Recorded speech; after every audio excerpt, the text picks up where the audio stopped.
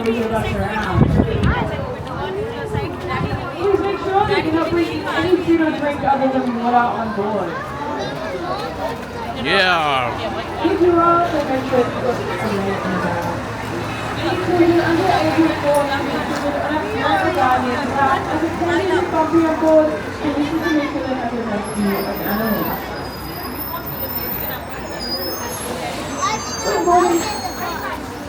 Videos, you want to sit in the back or the front? I'm gonna try and beat it.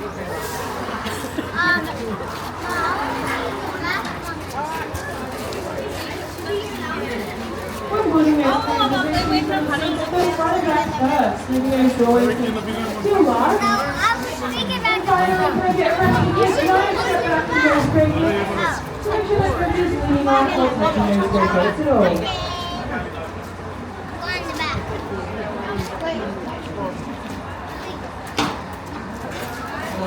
Awesome, enjoy your safari activities. Kelston.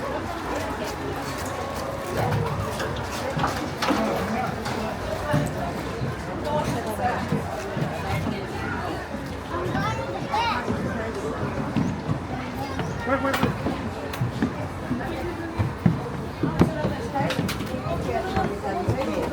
Austin, sit over there.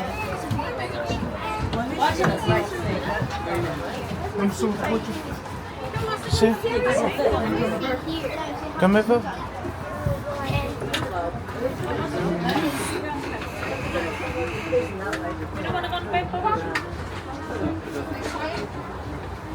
Are the animals on like both sides? Yeah. It goes around anyway. Oh yeah. So you don't fall out. You ready? Huh? Yeah.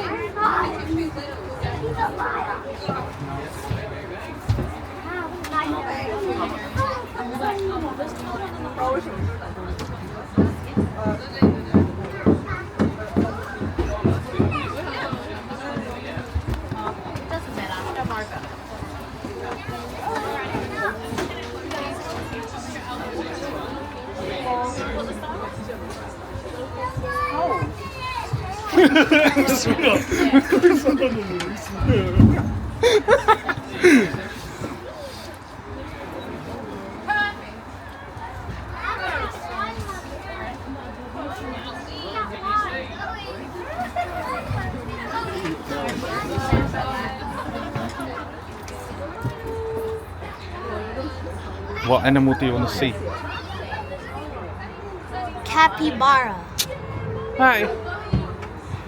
Watch your head, okay? Okay. Make sure it doesn't blow off.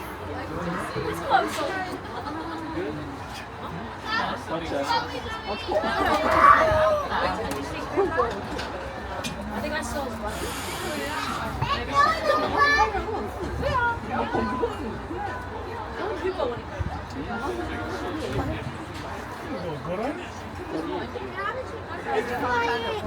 Don't.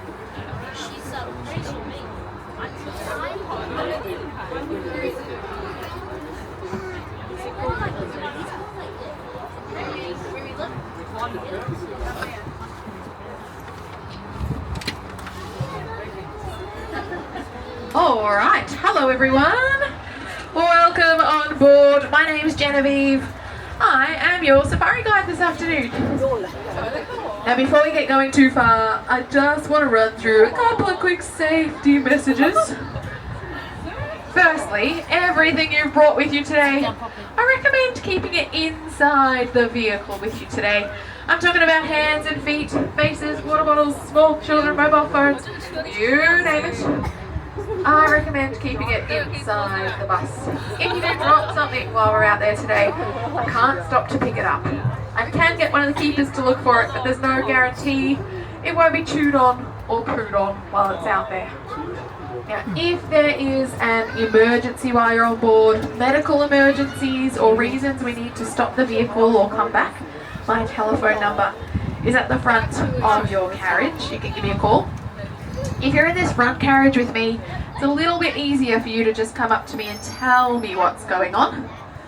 It's a little bit bumpy out here today, so I do ask that we stay in our seats for the whole tour I don't want anyone falling over or injuring themselves if we go through an unexpected pothole. Saw a rabbit. And lastly, we're going to spend about 35-40 minutes with some pretty incredible animals. My biggest goal is to keep them feeling nice and comfortable. To do that, I just ask that we keep our volume fairly low. You can absolutely talk to each other, but try not to yell at each other or yell out at the animals. As long as we're nice and calm, they will be as well. Alright, that's all the safety stuff done. Let's get going. That's one to talk to them. Just get going, mate. Now, the first thing I like to point out, coming up on the right hand side, you're going to see a bit of a walkway. If you are looking for the elephants, if you want to go and see all 9 of our Asian elephants, when we get back from the bus, head along this walkway here, and that'll take you out to that elephant sanctuary. Feel free to wave at all the people walking along it if they're looking. Looks like they're all ignoring us today, which is absolutely fine. I will keep on going though. I am keeping my eyes out up ahead. Once we get past all of these people on the right, normally we can find some giant birds. We're talking the heaviest bird in the world, the fastest flightless bird in the world. We're looking for ostriches. Now, I can see a few of them. They're off in the distance on the right-hand side. They are all hanging out just at the back there.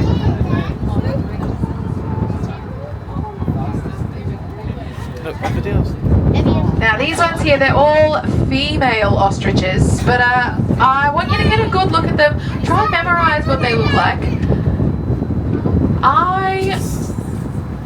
We're going to go and find some male ostriches later, and I'd like you to work out the difference between them. We'll see how we go.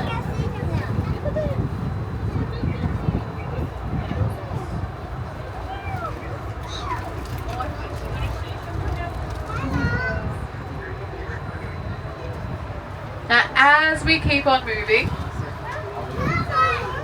we are going to find 2 more animals in this space. We've got some scimitar-horned oryx coming up on the right-hand side, and just after them are 2 dromedary camels. Now, the scimitar-horned oryx, really incredible species, really important animal within the zoo. They were actually listed as extinct in the wild in the early 2000s. There's been an international breeding program going on for a bit longer than that, and because of the international breeding program, their numbers have developed quite well. The genetic diversity has increased, so we were able to start re-releasing some of them back into the wild almost 10 years ago. That re-release program has gone so well that last year they got reclassified. They're no longer extinct in the wild. They are now an endangered species, which is huge news. It's pretty groundbreaking stuff. It doesn't happen often, especially not for animals of this size. For some of the smaller animals, it can be a little easier, shorter pregnancies and things, but as the animals get a bit bigger, it gets harder and harder to do that. Alright, let's keep on moving. We're going to go through a little bit of water next. This is one end of our hippo pond. Our hippo girls, we've got 3 females that live at Werribee Zoo. They're not in this space at the moment. They are all the way down to the very left end of the pond system. Okay, they'll be on You'll this side. get a good idea of why as we come through this area. You can see lots of construction going on. Every few years we just refresh each of these spaces. That's exactly what's happening here. Restructure some of the fences, freshen everything up, and then it'll be back in operation. If you have met the hippos today, or if you haven't, you can find them over on the African walking trail. You'll be able to find Primrose. She is mid-30s, I'd say now, yeah, 32, 33. And she lives with her 2 daughters, Tulip and Lotus. Yeah. Now I will say, what is it? It's 1:30. If you're still here around 3:30, See them later on, cause that's when our hippo girls start to get a little bit more active. It mimics what goes on in the wild. They are a crepuscular animal, so an animal that's active early morning, late afternoon, sometimes into the night as well. Yeah, so our girls, you do see a bit more movement from them. You might hear them honking a bit and communicating with each other from sort of 3:30 onwards. So if you're still around, go and visit them.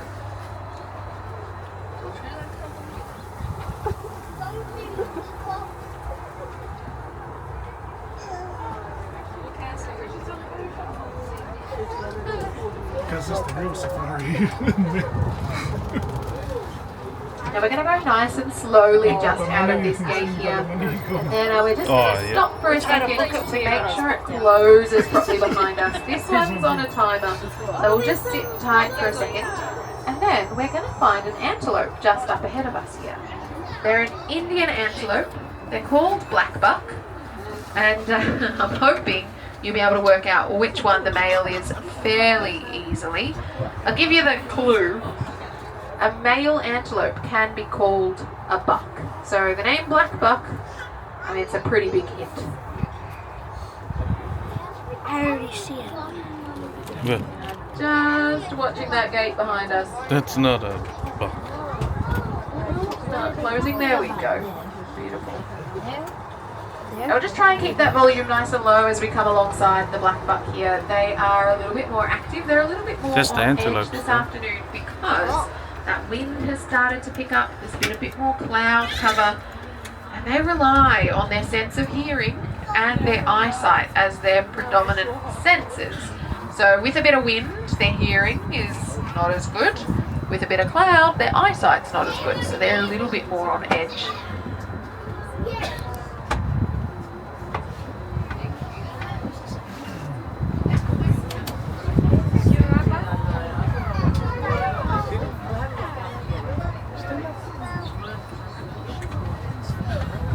Yeah, that's the one I was talking about.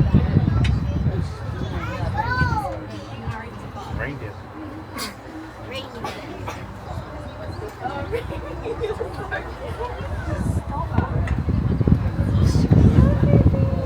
Is that the only veil?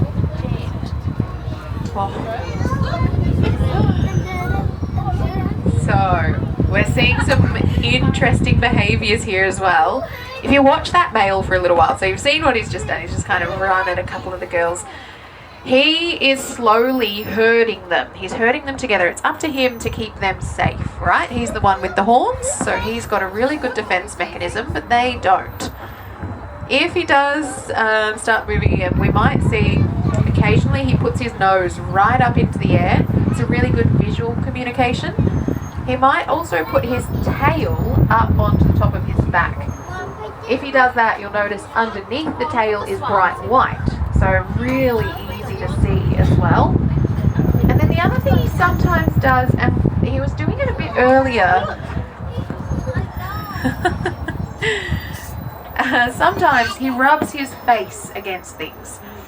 So he's got scent glands just under his eyes, and he's got scent glands in his feet. So as he's walking along, he's leaving a bit of a scent trail to let the girls know where he's gone. Or if he rubs his face against something, it's letting others know that this herd is here.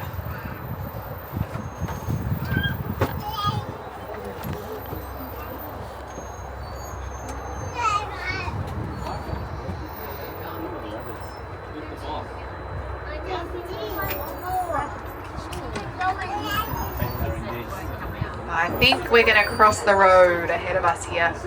So I'm just going to slow down. Are we going to or not? No, we're... They're not sure where they'd like to be at the moment.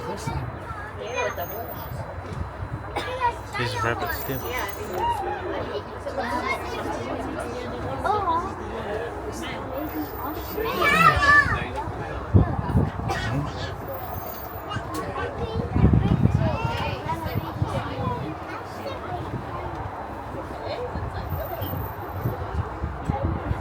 Alright, so cool to see a bit of movement from them this afternoon. There is another antelope species living in this space as well. They're on the right hand side as we come around this bend here. They're just hiding in a bit of a secure spot. They have got the option to be out in the open here, but they're a much shyer antelope. They're a much slower antelope, so they prefer to stay a bit hidden, to stay a bit camouflaged. Off in the distance there, they are Nyala, an African antelope. We might get a closer look at them on the way back through here later on.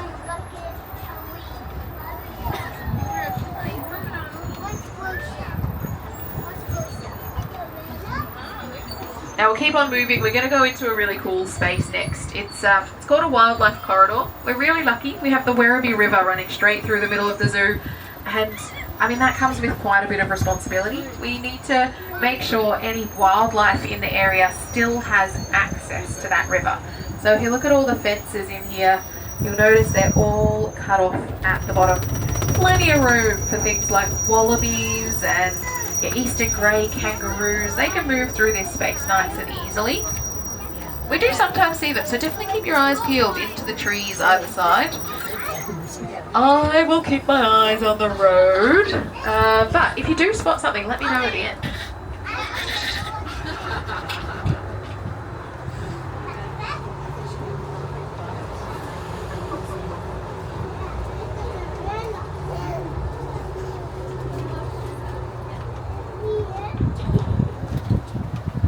Now, as we cross the Werribee River, we are going from Bunurong country into Wathaurong country.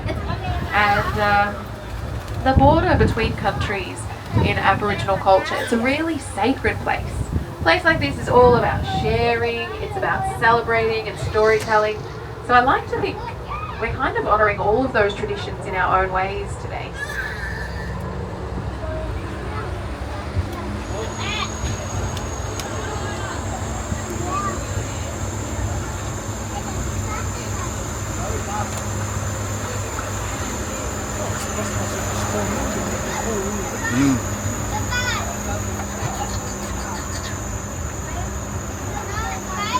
Now we have got a little bit of company on the right hand side here. We are meeting some North American bison. Have a look at their coats. I think this is sort of one of my favourite times of year to see the bison, because they're in between. They grow in a winter coat to keep themselves nice and warm, and then they start to shed, and when they start to shed, they start to look really patchy, really rough. That's what's happening at the moment. You're just starting to see these first bald spots coming along. They're massive, eh? They're big, eh, Austin? What's that big line? That's an emergency.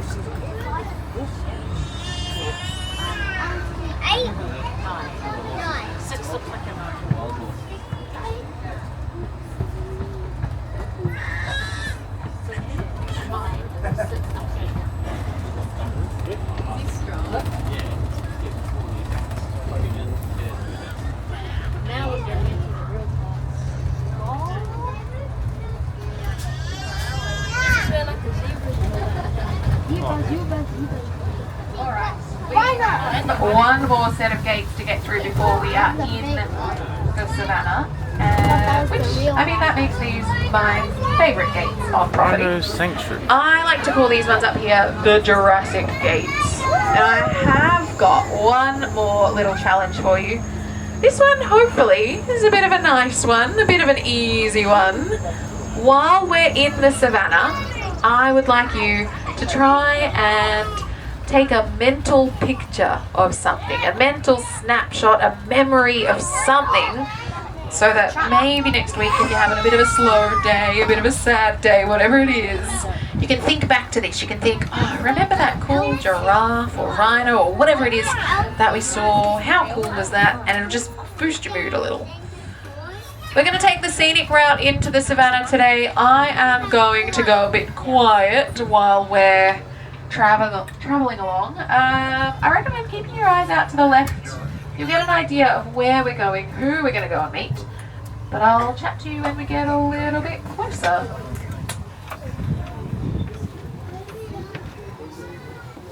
There's seat belts, but there's no seats. There's no belts.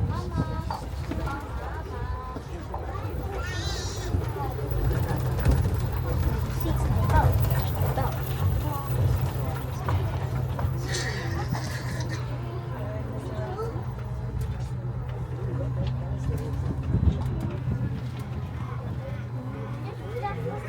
What was that? Did you hear that thing go?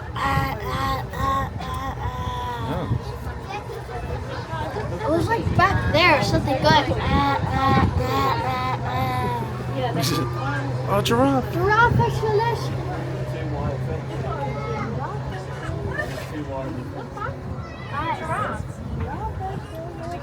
And an ostrich down there.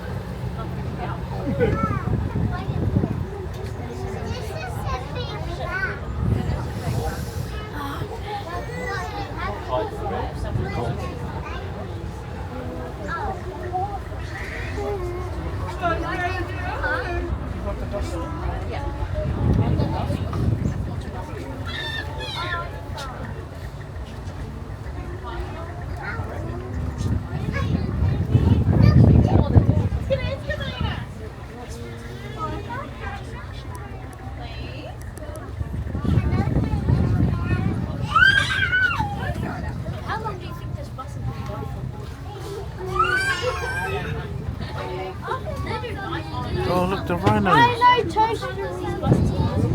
It's a rhino. Rhino's huge. It's a rhino. That's cool, eh? Yeah. Oh, ostrich. Ostrich. That's the male. Emu. Emu. Alright, we have some company up the top here with us this afternoon. We're meeting some of our male ostriches. They're being a bit nosy. You might have noticed there's a tractor just off to the right of us as well. They've come up to explore what that tractor is doing. But have a look at these ones. Do they look a little bit different to the female ostriches we met earlier? What's the difference? What can you tell? Napoleon is going to say hello to us here as well a little bit. So the big difference between the males and the females, a male ostrich, really dark feathers. Those girls, they were a bit more of a grey colour. If I told you that was all about camouflage, would you believe me? Are those boys doing a good job of camouflaging right now? No. Not really. A male ostrich, if there is a nest, he sits on the nest at night time typically, whereas the girls, they'll sit during the daytime. They share the duties, but he'll blend in really well with the night sky behind him, whereas those girls, you can picture, if they were sitting down when we saw them, they kind of blend into their background quite well during the daytime. Alright, we are going to go down a bit of a hill here. If you're a bit scared, it's totally fine, trust me. You can just close your eyes like me, or you can pretend we are on a very slow roller coaster. Are we ready? Let's go.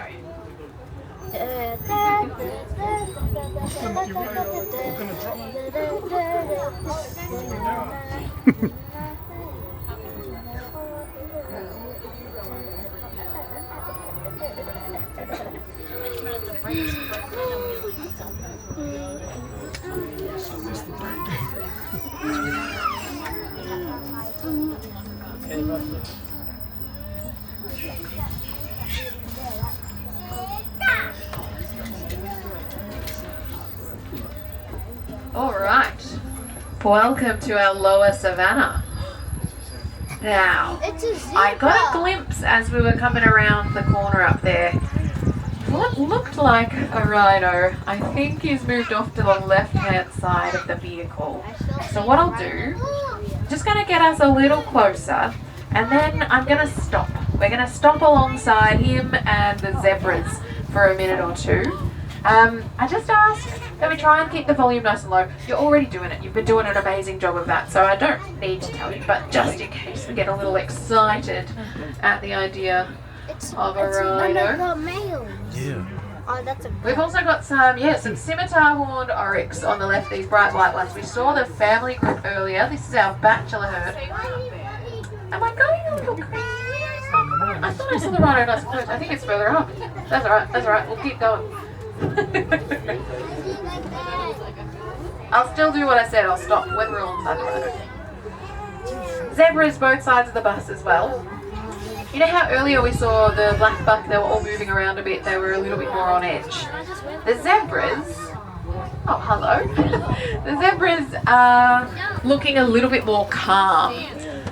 They're spread out a little further. You can see them all grazing away at the moment as well. So they're not sort of on high alert. They're not watching each other's backs, which that is going to make all of the other animals in the savannah a bit more calm as well. The zebras and the giraffes, they are really good early warning systems. They have some of the best sense of smell, eyesight and hearing of all of the animals in your savannas. So they're usually first to notice if there is danger looming. And your other species, they watch them, they'll pay attention to what's going on, and if the zebras start to move, everything else just follows.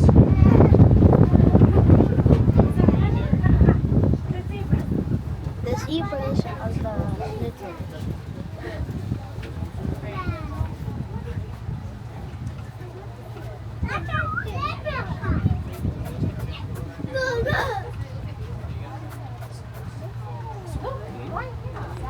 That is a special.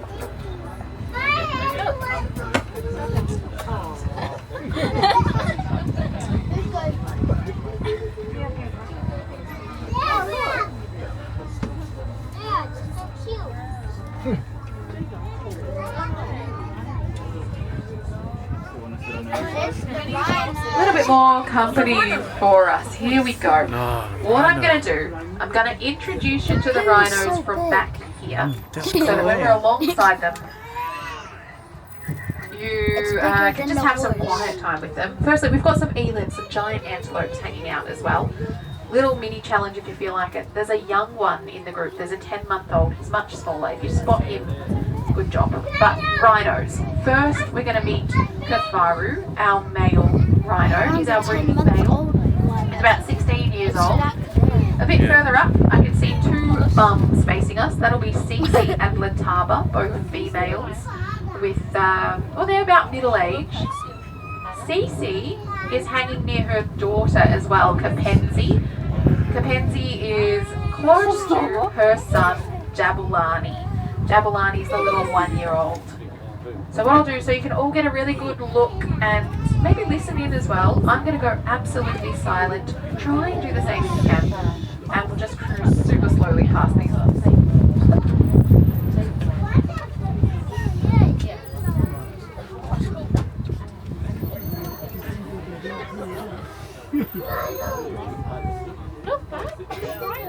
Rhino. Look us two. No one's looking at me. Do you want to come on the side?